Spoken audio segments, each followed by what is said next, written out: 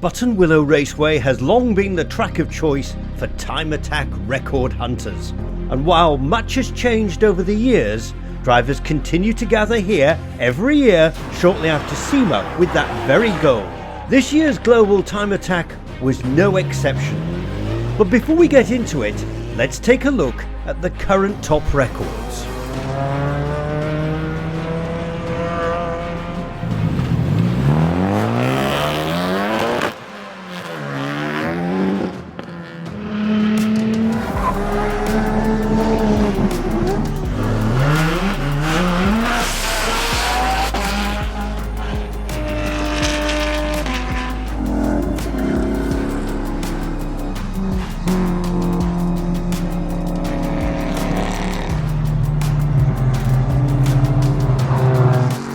Morning of day one saw thick fog roll in that prevented the weekend from starting on schedule due to safety concerns. The weather cleared up after a few hours and the track went green right before 11 AM. Driver Will Dries wasted no time in resetting his own limited front-wheel drive record with a 1:46.549 on the first session of the day.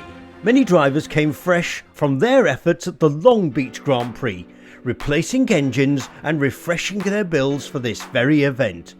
Amongst them was Dai Yoshihara, back behind the wheel of the Unlimited Class Evasive S2000. Dai was also driving the Spoon Sport Civic Type R and demoing the classic Group A HKS R32 throughout the weekend. We caught up with Will in his Honda Prelude, who'd once again reset the record only a few sessions later. My name's Will Dries. I'm here with the WRD Racing Prelude number 76.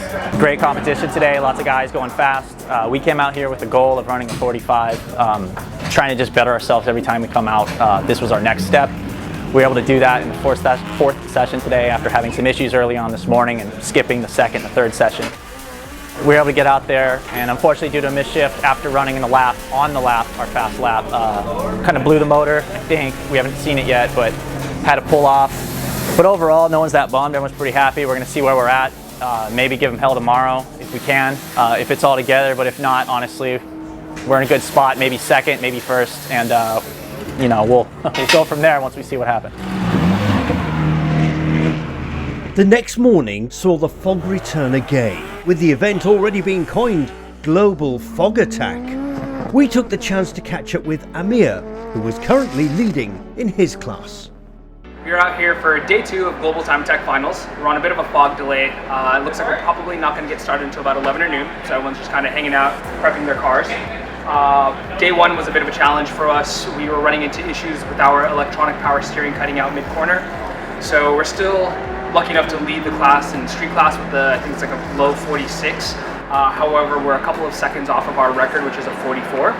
And the reason for that was the EPS issues. We only ran the morning session, and that session was played with that problem. But we changed the battery since we think it was a voltage-related issue, and we're hoping to get out there and hopefully run some fast laps.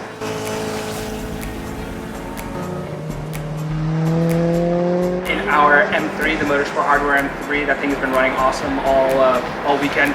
We went out, we managed to set 45.3, which is in first place in limited, so we're currently P1 in both classes. That car runs flawlessly, LS power, so naturally it just does a good job. Hoping to go out with fresh tires once the fog clears up and set 44s or 43s in that thing. The field's pretty tight and limited, with both Damien in the Renner Subaru and Will in the WRD Prelude going really quickly, having gone fast here before, and Will I think is only a 10th down. So overall, solid start to the weekend. Excited to get day 2 started and hopefully go quick.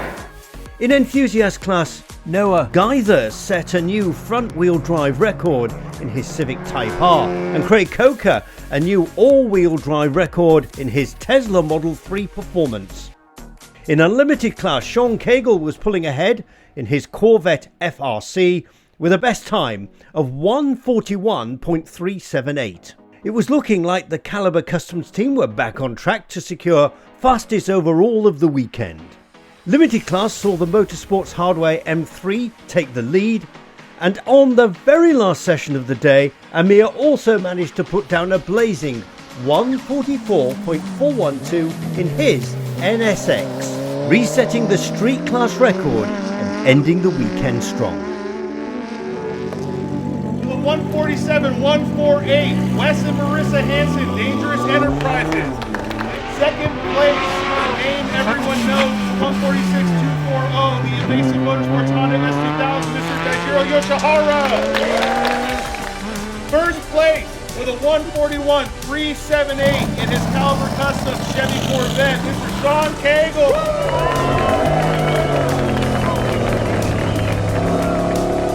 This is your third place, Kyle Robinson and Gabriel Cabrera, car 842 with a 150-130. Second place with a 149-534, Mr. Mike Kang.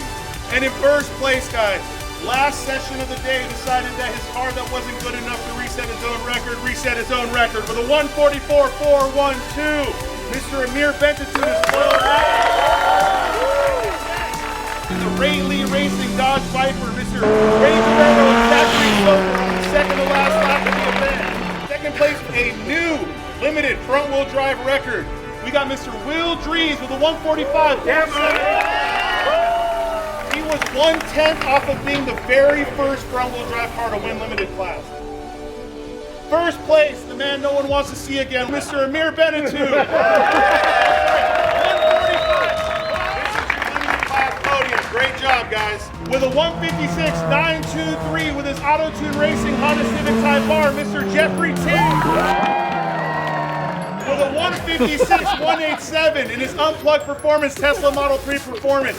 This is also an enthusiast all-wheel drive record, Mr. Craig Koch. First place in general, the closest we've ever seen someone come to resetting the overall enthusiast record. We have a 155-596 out of the Reyes Racing Honda Civic Type R, Mr. Noah Gaither.